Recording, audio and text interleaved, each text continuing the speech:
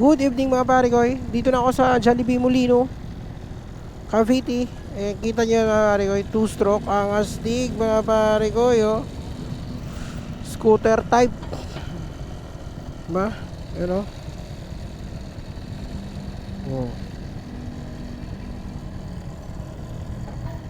2-stroke, parang chinso yan ah.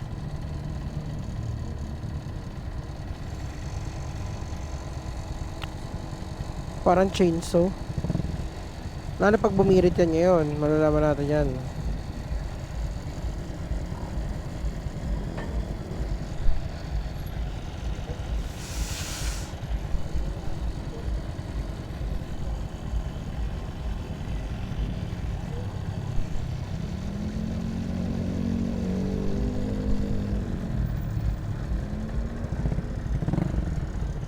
Merry Christmas mga pare ko. Merry Christmas sa inyo, sa mga nagsiselebrate ng Christmas, no? Ito, asig ng 2-stroke na to, oh. Nakusok-usok pa, oh. Let's go.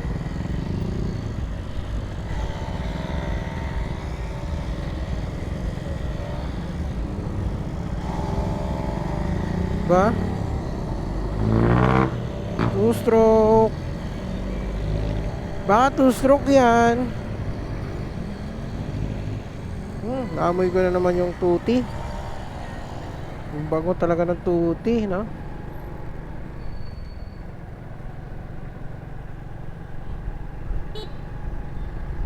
Let's go, medyo mahaba-habang biyahe pa to.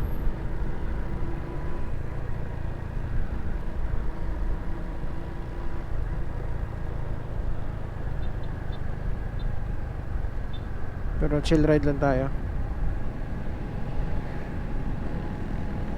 Kasi magsi-6 pa naman eh. Kaya pa.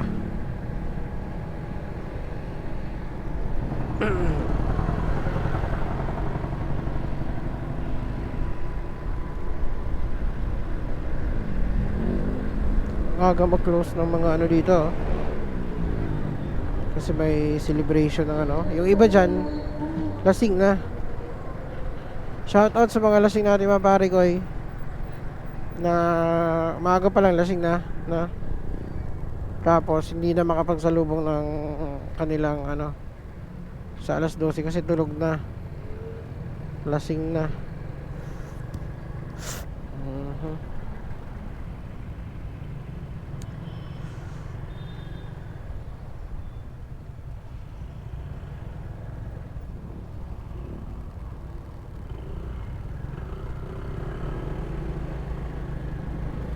Alam nyo mga pare ko, nung simula nung inano yung mga plaka ngayon, hindi ko na alam kung saang region yung ibang ano imbes na dapat pa ganyan, no? Yan, alam ko sa Mindanao region or Visayas yung mga nasa ilalim na color coding, di ba? Ayun kasi, wala na, kahit dito nag-i-issue na ng ganyan, no?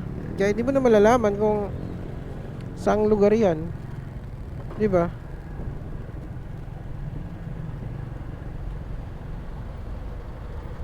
Tapos pag Metro Manila, 'di ba, white lahat, ganyan, walang color.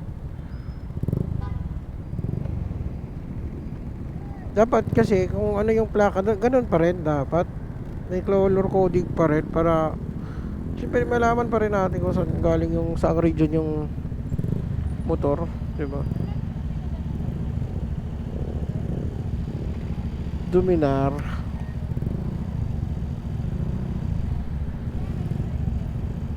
Ngastig din ng Dominar, oh. Kawasaki. Siguro pag ano, kung ako may bibili man ng big bike na ano, Dominar na ang bibiling ko. Kasi 400cc naman na yan, at saka siguro yan yung pinakamurang hindi naman ano, no, kasi Kawasaki yan eh. Sa Big 4, pinakamura yan, no? Kasi meron pa namang mga si Rusi, meron din 400cc, di ba?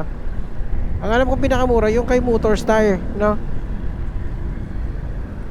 Pero sa mga Big 4, yan ang pinaka ano, no, Dominar. At saka para sa akin astig na din naman yan eh, di ba?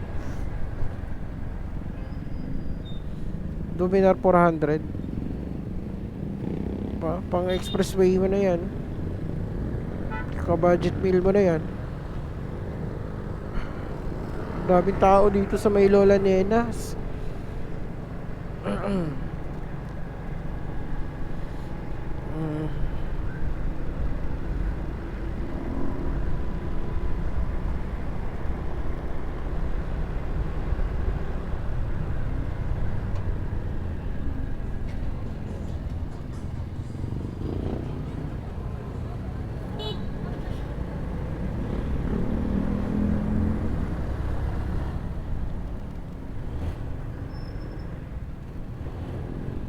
Ingat-ingat.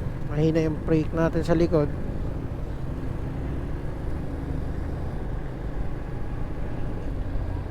Oh.